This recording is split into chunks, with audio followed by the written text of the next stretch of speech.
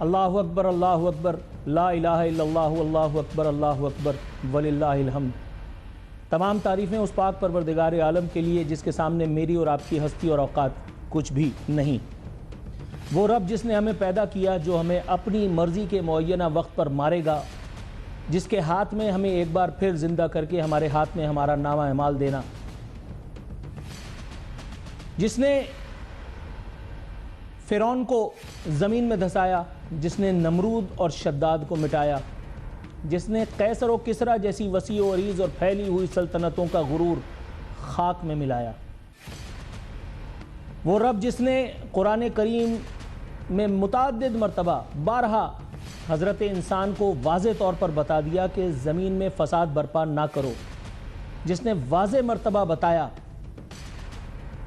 گردن اکڑا کر نہ چلو، جس نے بتایا عاجزی اختیار کرو، تاہم حضرت انسان اپنی فطری خودسری کے سبب ہر بار اللہ تعالیٰ کی نافرمانی کا مرتکب ہوا اور ہر بار اسے یوں ہی راندہ درگاہ ہوتے دیکھا گیا۔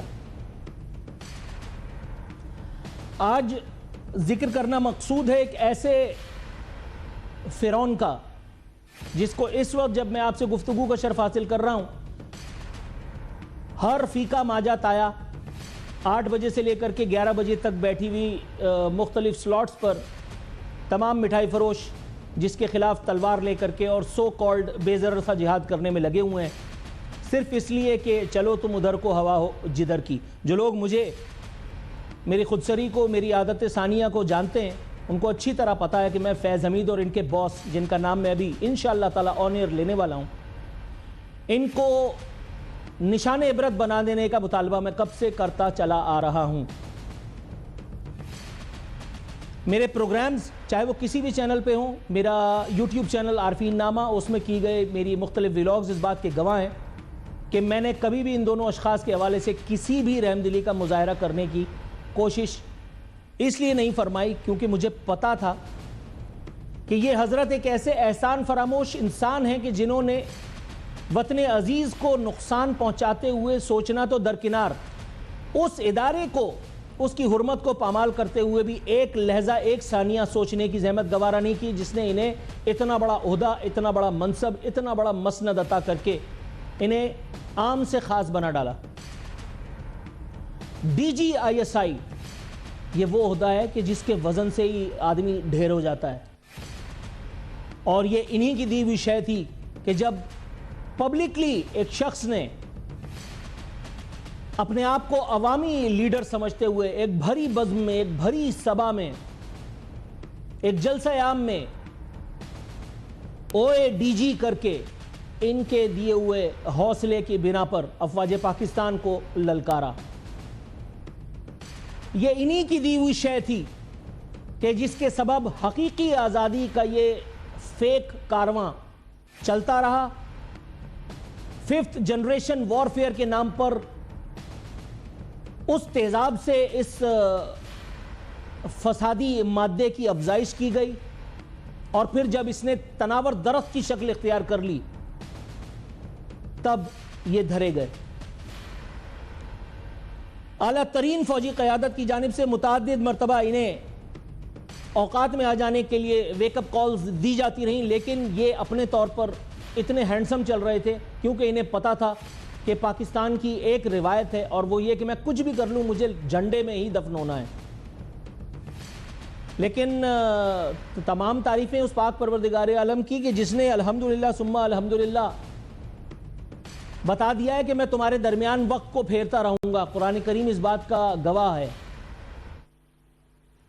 اسی اللہ کی مرضی اور منشا اب نافذ ہونے جا رہی ہے۔ مجھے کوئی خوشگمانی نہیں، میں جانتا ہوں، میں ایمان اور ایقان کی حالت میں یہ بات آپ کو بتا رہا ہوں، this is just a beginning۔ مجھے کسی سے پوچھنے کی ضرورت نہیں ہے کہ اب کیا ہوگا۔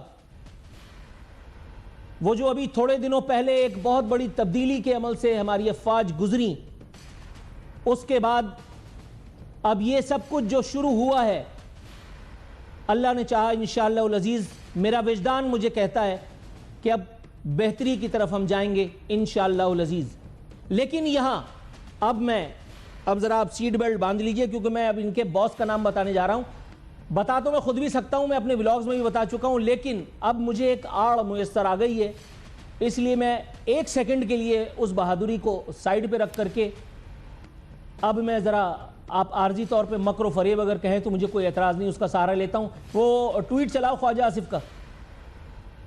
انگریزی زبان میں خواجہ آصف نے, بلکہ اردو میں ہی ایک ٹویٹا ہے, ہمارے ڈیفنس منسٹر ہیں, لکھتے ہیں قوم برسوں فیض حمید صاحب اور جنرل باجوہ کے بوئے ہوئے بیجوں کی فصل کاٹے گی, اللہ ہمیں معاف کرے, طاقت اور اقتدار واللہ عالم. وزیر دفاع خواجہ آصف کا سابق لیفٹیننٹ جنرل فیض حمید کو 14 سال قید بامشقت کی سزا سنانے پر رد عمل سامنے آ گیا. میں پورے ہوش و حواس میں یہ بات کر رہا ہوں کہ آج اس وقت تھوڑی دیر پہلے سندھ کی حکمراں جماعت کے بہت کچھ قائد تحریک, انہوں نے بھی اپنی زبان کھولی ہے. انہوں نے فرمایا ہے کہ میں نے اپنی زندگی میں 2 ہی فرعون دیکھے ہیں, ایک میں انہوں نے عمران خان کا نام لیا, دوسرے میں انہوں نے فیض حمید کا نام لینے سے قطعی طور پر گریز کیا. چلیے سیاستدانوں کی مجبوری تو ہم سمجھ سکتے ہیں, لیکن پھر یہ وزیر اعلیٰ خیبر پختونخوا کو کیا ہوا کہ جنہوں نے فرمایا کہ فیض حمید کو سزا ایک ادارے کا اندرونی معاملہ ہے. شاید اسی دن کے لیے حضرت علی رضی اللہ تعالیٰ عنہ نے ارشاد پاک فرمایا تھا کہ جس پر احسان کرو اس کے شر سے بچو. اب اسے اقتدار میں مبتلا اس شخص نے, اس کی دی ہوئی انپٹس نے, اس کی دی ہوئی انفارمیشنز نے آئی بیلیو ان لوگوں کو اتنی دریدہ دہنی پر آمادہ کر دیا کہ وہ جی ایچ کیو کہ جس کے گیٹ کی طرف دیکھنا بھی ہر خاص و عام, ہر کس و ناقص کے بس کی بات کسی زمانے میں نہیں ہوا کرتی تھی. پھر چشم فلک نے وہ خون آشام منظر بھی دیکھا کہ جب ہر فیقہ ماجا تایا اپنے شہداء کی یادگاروں پر محض ان لوگوں کے بہکاوے میں آ کر کے حملہ کر کے اور نہ جانے کیا کچھ حاصل کرنے کی کوشش کر رہا تھا. یہ بذات خود اتنا بڑا گناہ ہے کہ جس کے آگے اور کسی گناہ کی شاید کوئی حیثیت نہیں. میں اس وقت 48 سال کا ہونے جا رہا ہوں, محض 2 ماہ باقی بچے ہیں, اگر وقت نے موقع دیا تو میں 48 سال کا ہو جاؤں گا. میں نے 48 سال میں آج تک اگر قوم کے ہاتھوں کو اڑتے دیکھا ہے تو فوج کی گاڑیوں کو دیکھ کر سلامی کے سے انداز میں ان کو سلام کرتے ہوئے. میں نے اپنے خواب میں بھی تصور نہیں کیا تھا کہ ایک دن میں ایک ایسی ویڈیو دیکھوں گا, ایک ایسا منظر دیکھوں گا جس میں لوگ افواج پاکستان کے ان جوانوں کی گاڑیوں پر پتھراؤ کریں گے, ان کو مغلظات بکیں گے. But thanks to General Bajwa and General Faiz Hameed nexus کہ جو حضرت عمران خان کی اس سازش کے تحت انہوں نے یہ ان اچیویبل ٹاسک بھی جو بڑے بڑے دشمن ہماری حکومت, ہماری ریاست, ہمارے اداروں کے ساتھ نہ کر سکے, انہوں نے کر دیا. یہاں میرے ساتھ تھوڑی دیر میں بریگیڈیئر ریٹائرڈ غضنفر علی صاحب انشاءاللہ تعالی ہمیں جوائن فرمانے والے ہیں. بھائی ان کا عہدہ صحیح کر لینا, یہ جنرل کبھی بھی نہیں تھے. بریگیڈیئر اور جنرل میں اتنا ہی فرق ہوتا ہے جتنا میرے اور آپ سمجھ رہے ہوں گے. بریگیڈیئر غضنفر علی انشاءاللہ تعالی ہمارے ساتھ جوائن کرنے والے ہیں اور ہم ان سے پوچھیں گے کہ حضور والا آپ نے کبھی اپنی پروفیشنل زندگی میں, کبھی اپنے پیشہ ورانہ وقت میں, کبھی اس ایک لمحے کا تصور کیا تھا کہ جس میں ایک اتنے بڑے, اتنے عالی منصب پر ہونے والے ایک شخص کو محض اس کی حوث اقتدار لیڈ کرے گی اس ایک ڈیزاسٹرس مقام پر کہ جہاں اس کا نام قوم کے لیے, قوم سے محبت کرنے والوں کے لیے, ملک سے, ریاست سے محبت کرنے والوں کے لیے, ان کے وفاداروں کے لیے ایک گالی بن کر رہ جائے گا. یہاں اس پورے عمل میں کسی بھی قسم کی رکاوٹ نہ آنے دینے کے لیے پاک افواج کی اعلیٰ ترین قیادت, اس کو سلام تحسین پیش نہ کرنا, اس کو خراج عقیدت پیش نہ کرنا صریحاً زیادتی ہے. اور میں آج کے اس ایک دن پر, بلکہ آج کے اس عظیم الشان اور شاندار دن پر اس طرح کی کسی حماقت، کسی غلطی، کسی گناہ کا ارتکاب نہیں کرنا چاہوں گا. Thanks to field marshal CDF general Asim Munir صاحب کہ جن کے رہتے ہوئے ہمیں یہ خوبصورت دن دیکھنا نصیب ہوا. بریگیڈیئر غضنفر علی صاحب ہمارے ساتھ موجود ہیں. بریگیڈیئر صاحب السلام علیکم سر.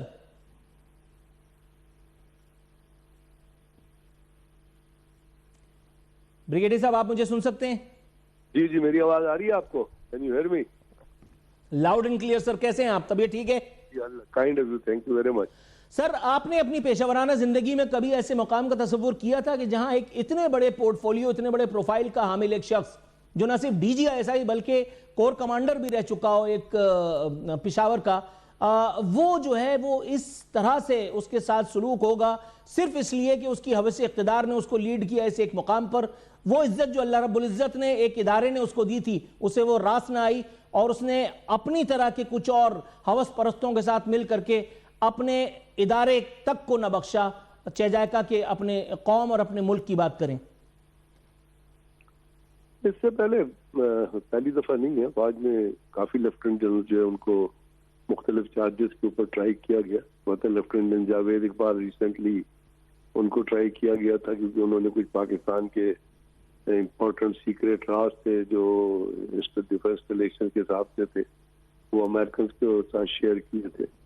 اس سے پہلے اگر یاد ہوگا تو بہت پرانا لیفٹیننٹ جنرل اسد درانی صاحب کے اوپر ایک مقدمہ اظہر خان کیس میں پیسے بانٹنے کا، وہ بھی پیسے کدھر بانٹے گئے تھے آپ کو پتہ ہے، کیونکہ سپریم کورٹ نے کہا تھا جن کو ڈیفنس منسٹری کو لکھا تھا ان کو ٹرائی کریں.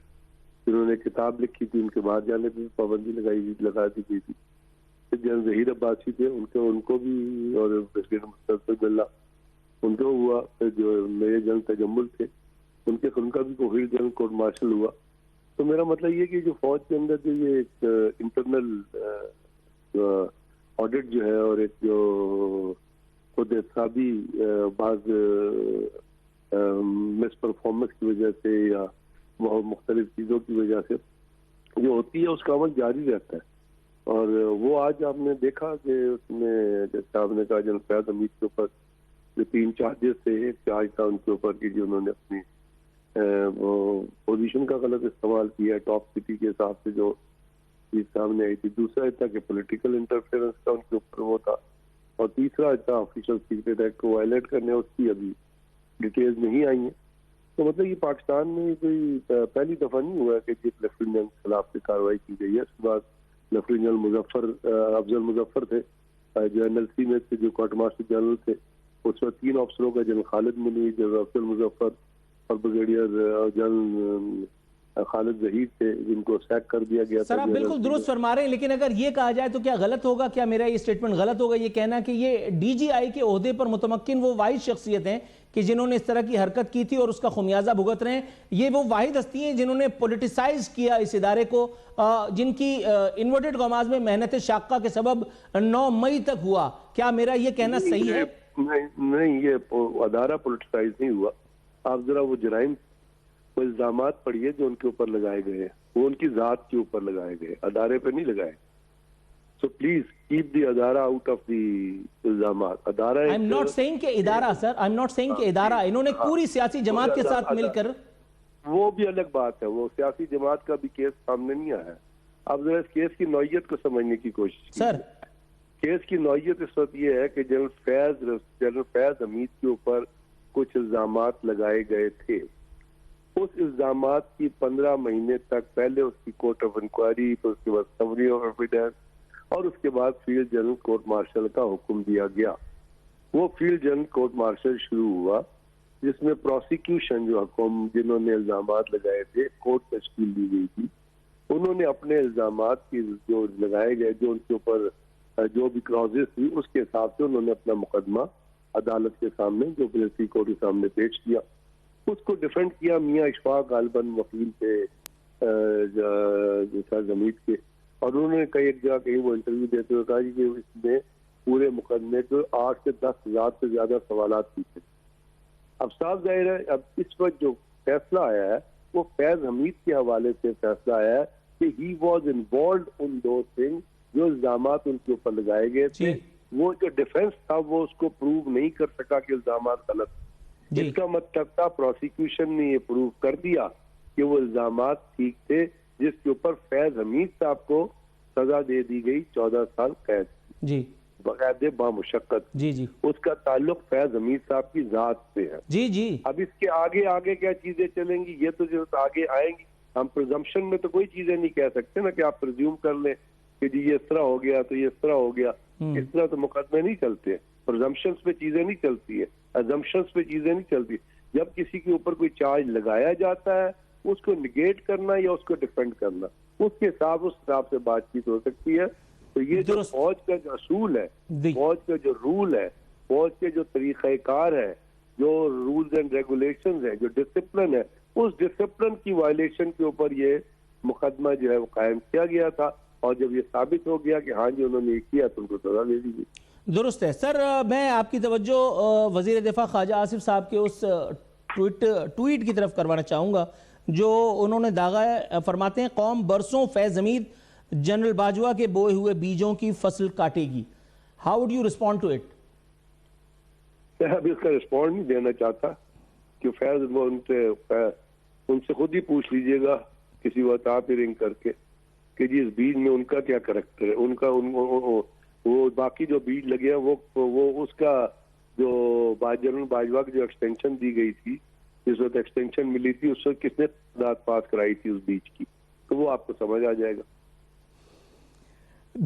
درست ہے سر. میرے سامنے ایک بیان ہے ایک موصوف کا, ان کا نام ہے فیصل واوڈا. کہتے ہیں پاکستان سے بڑا کسی کا باپ بھی نہیں, سزا و جزا کی بنیاد رکھ دی گئی.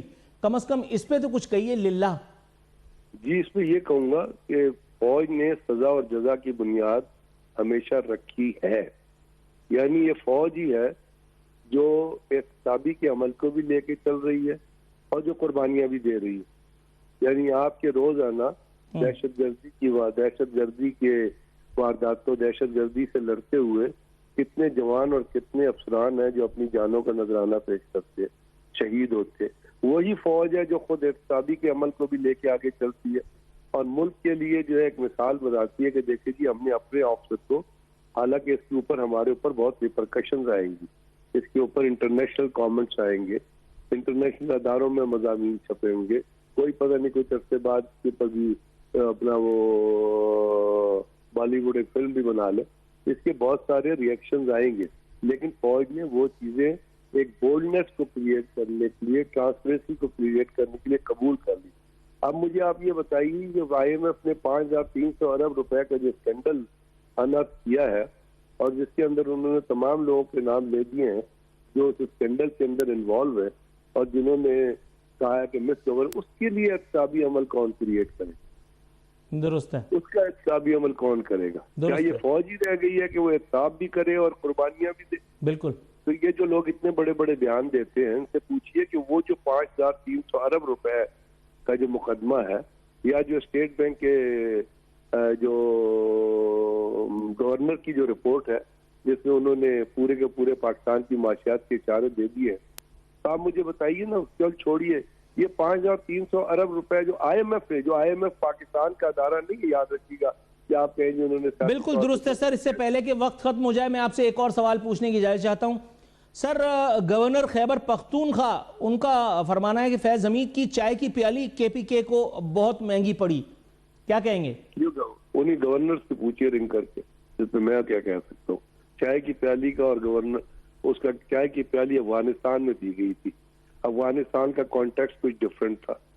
افغانستان کے اندر پاکستان آج سے نہیں بہت عرصے سے طالبان کو واپس لانے کے لیے کام کر رہا تھا اور پاکستان ہی تھا جس نے دعا مذاکرات انیشیٹ کرائے تھے.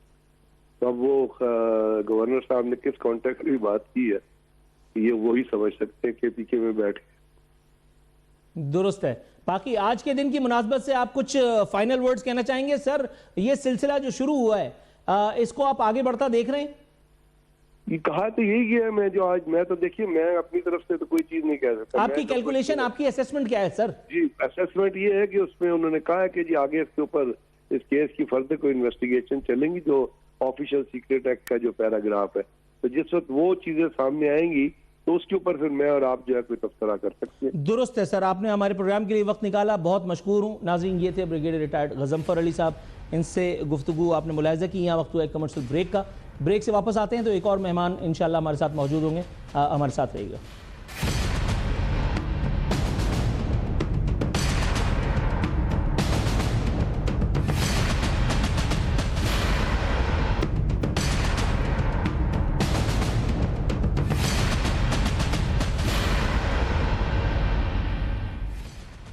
ویلکم بیک ناظرین. اس وقت ہمارے ساتھ موجود ہیں بیرسٹر شاہد مسعود صاحب. تعلق آبویسلی ہے پاکستان تحریک انصاف سے, لاہور میں اس وقت موجود ہیں. بیرسٹر صاحب السلام علیکم سر. وعلیکم السلام سر. سر ازہد عنایت آپ کی, مشکور ہوں آپ کا کہ آج کے خاص دن پر اور مجھے اور میری عادات کو جانتے بوجھتے ہوئے بھی آپ نے اس شو میں شرکت کی زحمت اٹھا رکھی, بلکہ رسک لیا. Thank you so very much for that. ابتدائی سوال میرا آپ کے لیے حضور والا یہ ہے کہ آج کے اس دن پر, اس ایک ڈیولپمنٹ پر آپ کیا کہیں گے کہ فیض حمید صاحب کو جو ہے وہ 14 سال کی قید بامشقت جو ہے وہ سنا دی گئی ہے. فیض حمید وہی آپ سمجھ تو گئے ہوں گے. بسم اللہ الرحمن الرحیم. بہت شکریہ جی, and thank you so much for inviting me in your show. اور آج کے جو ٹاپک ہے, دیکھیں سر, ایک چیز تو واضح ہے کہ آئین پاکستان اور آرمی ایکٹ 1952 یہ بالکل امپاور کرتا ہے ہمارے ادارے کو کہ وہ اپنی سیلف اکاؤنٹیبلٹی کرے. یہ پہلے بھی ہوتا رہا ہے, اب بھی ہوا ہے. اس کے اندر کسی قسم کی کوئی ایلیمنٹ آف سرپرائز نہیں ہے, کچھ نہیں ہے. لیکن 2-3 چیزیں ہیں جس کے اوپر یہ کل کو آئیں گی چیزیں, کیونکہ ابھی صرف ہمارے پاس جو آئی ہے ایک تو جو ٹرائل ہوا, جو کورٹ مارشل کی پروسیڈنگ تھی, وہ کلوز ڈور تھیں, وہ ان کیمرہ تھیں اور کوئی چیز باہر نہیں آئی. بڑی اچھی بات ہے, ہماری ادارے کی ایک حرمت ہے, ایک تعظیم ہے. چیزیں باہر نہیں نکلنی چاہیے کیونکہ اس کے اندر پاکستان کی سالمیت, پاکستان کے خفیہ اداروں کے حوالے سے معلومات ہوتی ہیں. بالکل درست بات ہے. لیکن جو چارج شیٹ آئی اس کے حوالے سے اگر ہم دیکھیں تو جب یہ معاملہ کل کو ایپلیٹ کورٹ میں جائے گا, جو ایک تو کورٹ آف اپیل جو ہے ود ان دی انسٹیٹیوشن موجود ہے ادارے کے اندر, وہ خود اپنی اپیل سنتے ہیں. ان کی ایک پوری جیک برانچ ہے جو اس سارے معاملے کو دیکھتی ہے. لیکن if the matter goes to the supreme court جو کبھی ہوا کرتی تھی اور فیڈرل کانسٹیٹیوشنل کورٹ جو ابھی موجود ہے, تو یہ جب چیزیں باہر نکلیں گی تو جو پہلی بات اس کے اندر سیاسی مداخلت کی ہے, تو اس کے اوپر جب یہ باتیں جائیں گی اور آمنے سامنے دلائل دیے جائیں گے, بینگ دی اسٹوڈنٹ آف اے لا, مجھے 20-25 سال ہو گئے پریکٹس کرتے ہوئے, تو لا محالہ چیزیں نکلیں گی, پاکستان کی تاریخ پہ بھی جائیں گی کہ جس کے اندر میں اگر زیادہ دور نہیں جاتا, جنرل اسد درانی صاحب تھے, اللہ ان کو جنت میں جگہ دے, کچھ عرصہ پہلے ہی ان کی وفات ہوئی. ایک کیس تھا سپریم کورٹ کا 1990 کے حوالے سے, اور اس کا ٹائٹل تھا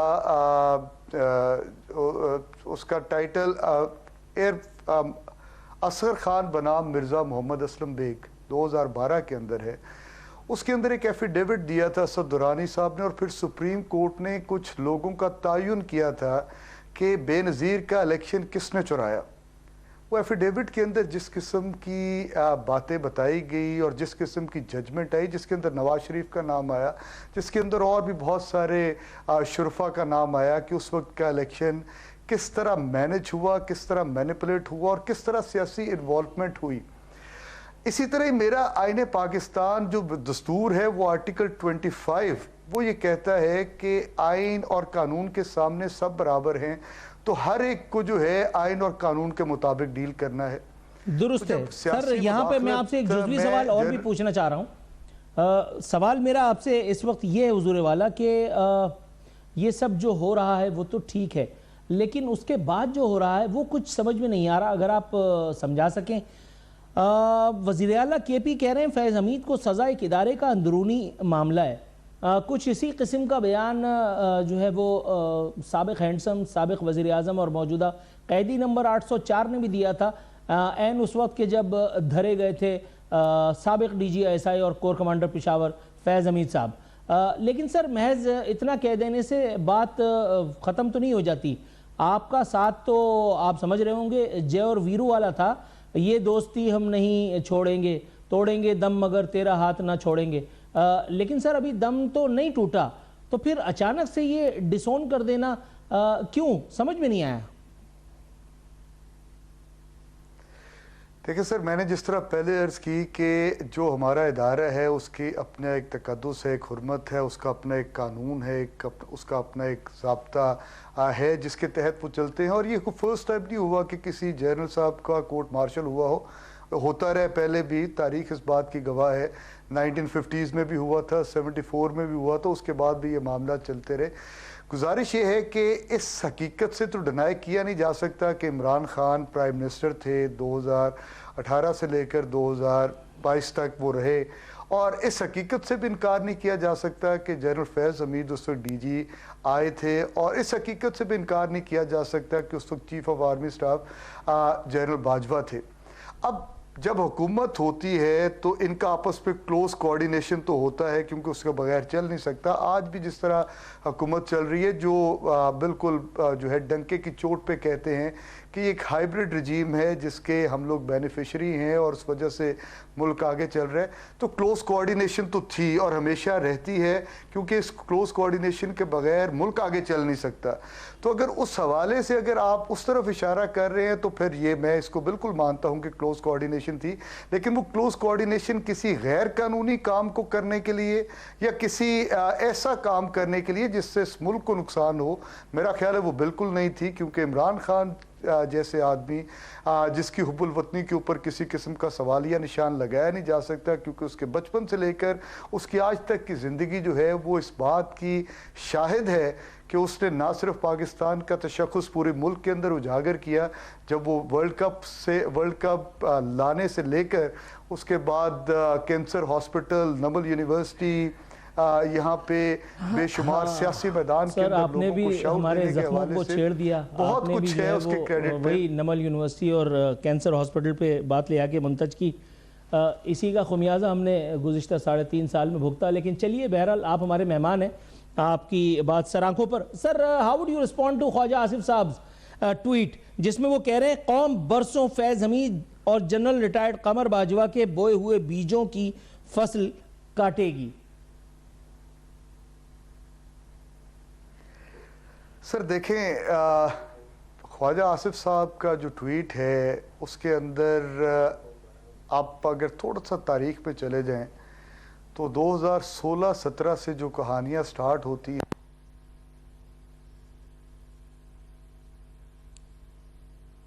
سر آپ کی ادارے کی خدمت ہے, ایک تعظیم ہے, اس طرح کی باتیں نہیں ہونی چاہیے. یہ ادارے کا اپنا ایک اندرونی معاملہ ہے اور ادارہ اس کو بہت بہتر طریقے سے ہینڈل کر سکتا ہے, اور وہ ہینڈل کر رہے ہیں. تو اس کے اندر میری سر اس کے اندر ہمیشہ سے ایک رائے رہی ہے کہ ہمیں اپنے ڈومین کے اندر رہنا چاہیے اور اس ڈومین سے باہر نکل کے کسی اور کو ڈومین کے اندر انٹرفیئر نہیں کرنی چاہیے. That's what our constitution and the law demands. ہمارا آئین پاکستان نے ایک حدود و قیود کا تعین کر دیا کہ اس سے باہر کوئی نہیں نکلے گا. آج پاکستان 70 سال کے بعد اگر آج اس مقام پہ کھڑا ہے کہ ہمارے پاس یہاں پہ غربت بے تحاشا ہے, ہمارے پاس انتشار کا معاملہ ہے, ہمارے پاس ریلیجیس ایکسٹریمزم ہے, ہمارے پاس بے شمار مسائل ہیں, اور سب سے بڑا مسئلہ ہمارا نوجوان پاکستان سے اپنا جو ہے جو اس کا ایک عقیدہ تھا پاکستان کے حوالے سے, وہ جب شیک ہوا تو اس کو چھوڑ کے 18 لاکھ کی آبادی جو ہے وہ ایک سال کے اندر مائگریٹ کر رہی ہے. تو اس کی وجہ بنیادی یہ تھی کہ ہم نے اپنے دائرہ کار سے ہٹ کے دوسرے کے دائرہ کار میں آنے لگ گئے. اور جس طرح میں آپ کو مثال دوں گا کہ ہماری جوڈیشری 139 نمبر تھا اس کا, جو بھی at the helm of affairs آیا جوڈیشل انٹرفیئرنس سٹارٹ ہو گئی پولیٹیکل افیئرز کے اندر, اسی طرح پولیٹیکل انٹرفیئرنس سٹارٹ ہو گئی جوڈیشری کے اندر, اسی طرح باقی اداروں کی آپ بات کریں تو ہر ایک نے دوسرے کے جب ڈومین کے اندر انٹرفیئر کیا تو ملک جو ہے وہ اس کے اندر لا قانونیت بڑھ گئی, اس کے اندر انریسٹ بڑھ گئی, اس کے اندر انزائٹی بڑھ گئی, اور اس کا خمیازہ کس نے بھگتا؟ عوام پاکستان نے. آج عوام بے حال ہے, پاکستان جو ہے وہ کشکول لیے پوری دنیا کے سامنے بیٹھا ہوا ہے. दुरुस्त है सर। आपके साबिक दोस्त और मौजूदा पता नहीं क्या फैसल वाडा वो फरमा रहे हैं कि ये तो महज इब्तिदा है, 9 मई के केसेस अभी बाकी हैं। उनका इशारा यकीनन आपकी क़यादत की तरफ, आपकी सियासी जमात की तरफ था। What do you expect sir? Sir Faisal वाडा साहब जो है उनको मैं ज्योतिषी कहूँ, नजूमी कहूँ, उनको जो है कोई वली अल्लाह कह दूं कि जो बात उनकी जुबान से निकलती है वो 1 या 2 दिन में पूरी हो जाती है। जो वो खबर देते हैं वो सब की सब जो है वो पूरी हो रही है। तो मेरी सर गुजारिश ये है कि अगर तो इस मुल्क के अंदर आइन और कानून मौजूद है तो फिर फैसल वाडा साहब क्या कहते हैं, it does not make any difference. Let the institutions, let the state do it's work. जहाँ पे कोई गलत है वहां पे उसको सजा मिलनी चाहिए और जहाँ पे कुछ सही है उसको बिला वजह सजा नहीं मिलनी चाहिए, क्योंकि protection of the law is also available in the constitution of this country. आप जो है जिस बंदे के पास जो मामलात हैं, जो उसके ऊपर एलिगेशंस हैं, अगर वो he is a public representative, he belongs to public, वो समझता है, तो उसकी सारी चीज़ें आप एलिगेशन सब के सब आप ओपन कोर्ट के अंदर ट्रायल क्यों नहीं करते? तो आपको चीज़ें सामने आ जाएंगी। लेकिन सिर्फ ये कह देना कि आने वाले वक्त के अंदर बड़ा फेंटा लगेगा, क्यों फेंटा लगेगा और किसको लगेगा? जिसको लगना है, अगर किसी ने कुछ गलत किया है तो उसको फेंटा लगे, हम भी देखेंगे, क्योंकि हम भी इस मुआशरे का हिस्सा है। अगर किसी ने कुछ गलत किया है, लेकिन अगर आप बगैर गलती के एक आदमी सही मानों के अंदर वो सियासत करना चाहता है, वो सियासत कर रहा है, लेकिन आप उसको कहें कि तुम्हें फेंटा लगेगा, सारी आप एक सियासी जमात जिसने 2 करोड़ 70 लाख वोट लिया, वो आज एक सूबे के अंदर 2/3 के साथ मेजॉरिटी बनाकर बैठी है, बाकी सारी असेंबलीज के अंदर including the national assembly of Pakistan उसके अंदर अपोजिशन का किरदार अदा कर रही है, और आप एक पूरी जमात को आकर कह देते हैं कि तुम अपना जो है वो कर लो, अपना बोरिया बिस्तरा गोल कर लो, तुम सारों को बड़ा फेंटा लगेगा। सर हम लोग तो बैठे हैं यहाँ पे, आज आपके साथ भी प्रोग्राम कर रहे हैं, हमारे पाकिस्तान तहरीक इंसाफ के लोग इंसाफ और कानून का हर दरवाज़ा खटखटा रहे हैं कि हमें जहाँ से इंसाफ मिलेगा, और हमें इस मुल्क के आइन और कानून के ऊपर पूरा भरोसा है। हमारी डिमांड्स क्या हैं? हम तो ये कहते हैं कि हमें आइन और कानून के मुताबिक डील किया जाए। इमरान खान साहब के ऊपर 350 मुकदमा है, उनको आइन और कानून के मुताबिक उनकी सुनवाई की जाए। अगर हम गुनहगार हैं हमें सजा दी जाए, अगर हम बेगुनाह हैं तो हमें सुरखरू होने दिया जाए। लेकिन शोमिये किस्मत के आइनी हकूक, जो कानूनी हकूक हमें मिलने चाहिए थे, वो हमें निगेट हो रहे हैं, और उसी वजह से आज पाकिस्तान के अंदर पॉलिटिकल इंस्टेबिलिटी है, which is leading to economic instability, और उस वजह से फॉरेन डायरेक्ट इन्वेस्टमेंट नहीं आ रही। हम हर तरह की कोशिश कर चुके हैं, लेकिन मुल्क का वही हाल है जो मैं पहले बयान कर चुका हूँ। दुरुस्त है सर। बिलावल साहब का फरमाना है जनरल फैज़ को अपने जराइम की सज़ा मिली, इमरान खान मकाफात अमल से गुजर रहे हैं। उन्होंने कहा मैंने अपनी ज़िंदगी में 2 फ़िरौन देखे हैं, एक में उन्होंने इमरान खान साहब का नाम लिया, लेकिन दूसरी मरतबा थोड़ी सी उनकी जुर्रत जो है वो परवाज़ न कर सकी, वो मेरा ख्याल है फैज़ अमीन साहब का नाम लेते लेते रह गए। क्या इरशाद फरमाएंगे आप? सर देखें, बिलावल भुट्टो जरदारी साहब हमारे लिए बड़े काबिल एहतराम हैं, गुफ्तगू जिस तरह की वो करें, लेकिन एक चीज़ बड़ी मलहूज़ खातिर रखनी चाहिए कि ये एक सियासी लोग हैं, और जिस तरह मैंने पहले कहा कि जो सियासत जिनका काम है वो सियासत के साथ एक दूसरे के साथ पॉलिटिकल नेगोशिएशंस, पॉलिटिकल टॉक्स और पॉलिटिकल डिस्कशंस होती हैं, उसको उस हद तक नहीं लेकर जाना चाहिए। हमने जिस तरह पिछले अदवार के अंदर देखा, ये वही बिलावल भुट्टो जरदारी थे जो मोदी साहब जब इधर शादी पे आए नवाज शरीफ साहब के घर, तो बिलावल भुट्टो जरदारी साहब का ये नारा था, और बड़ी गर्मजोशी के साथ ये नारा था कि मोदी का जो यार है गद्दार है, गद्दार है। जब जंदाल आए वो मरी गए, तो बिलावल भुट्टो जरदारी साहब उस वक्त नवाज शरीफ के बारे में क्या कलमात कहते थे। फिर वही आज जो गवर्नमेंट के अंदर बैठे हैं, जो इनकी तारीफ़ें करते नहीं थकते। शहबाज शरीफ साहब पब्लिक के अंदर स्टेज के ऊपर खड़े होकर कहते थे कि तुम्हारा पेट काट के इसके अंदर से करप्शन के पैसे निकालूंगा। आज देखें किस्मत की जो है वो कैसी जो है वो पलटा खाया कि आज उसी जिसको कहते थे मिस्टर 10%, जिसको करप्शन का बेताज बादशाह कहते थे, उसको immunity they the for the rest of his life. तो सर इस तरह नहीं होगा कि जैसे मीठा मीठा हब हब फीका फीका थू थू, इस तरह नहीं चलेगा।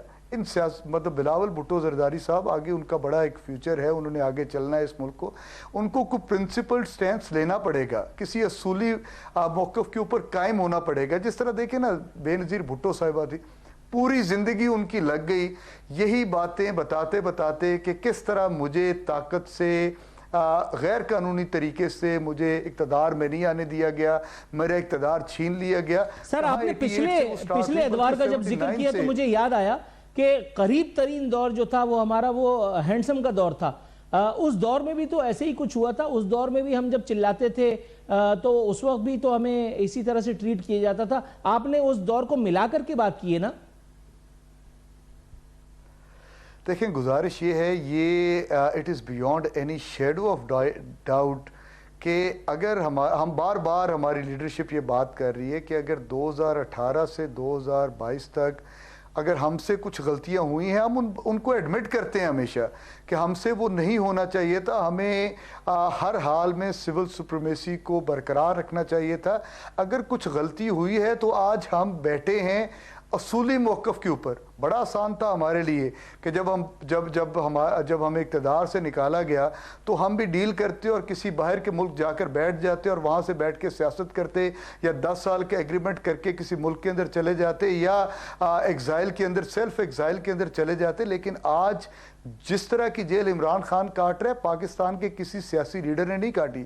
اور میں تو یہ توقع رکھتا تھا کہ آج باقی ساری سیاسی جماعتیں مل کر عمران خان کا ساتھ دیتی تاکہ ونس فار آل یہ بات سیٹل ہوتی کہ اس ملک کے اندر جمہوری نظام چلنا ہے, ہائیبرڈ چلنا ہے, یا کچھ اور چلنا ہے. کیونکہ اس ملک کی تاریخ یہ بتاتی ہے کہ یہاں پہ ہم نے ہر طرح کا تجربہ کر لیا. ہم نے یہاں پہ کانسٹیٹیوئنٹ اسمبلی لے کر آئے, اس کو ہم نے توڑا, ہم نے جسٹس منیر کو دیکھا, ہم نے آگے پریزیڈنشل فارم آف گورنمنٹ کو دیکھا, ہم نے پارلیمنٹری فارم آف گورنمنٹ کو دیکھا, ہم نے 73 کے آئین کو دیکھا, پھر اسی 73 کے آئین کو دینے والے کو ہم نے غداری کا سرٹیفکیٹ دیا, اس کو پھانسی لگایا. بالکل آپ نے درست فرمایا سر. آپ نے جو فرمایا اس کو اگر میں سم اپ کروں, آپ نے کہا کہ اس وقت تو ہم سوچ رہے تھے کہ تمام سیاسی جماعتیں مل کر کے عمران خان صاحب کا ساتھ دیتی. یہ اگر آپ نہ کہتے تو پھر بزرگوں نے جو ہمیں بتایا تھا وہ کیسے ہمیں یاد آتا. ہم تو ڈوبے ہیں صنم, تم کو بھی لے ڈوبیں گے. ناظرین یہ تھے بیرسٹر شاہد مسعود صاحب. بیرسٹر صاحب عزت عنایت آپ کی کہ آپ نے ہمیں اپنا قیمتی وقت سے نوازا. گفتگو آپ نے سنی, آج کا پروگرام آپ نے دیکھا, اپنی آراء سے ہمیں آگاہ کیجیے گا. انشاءاللہ بشرط زندگی کل ایک دفعہ پھر حاضر خدمت ہوں گے. فی امان اللہ.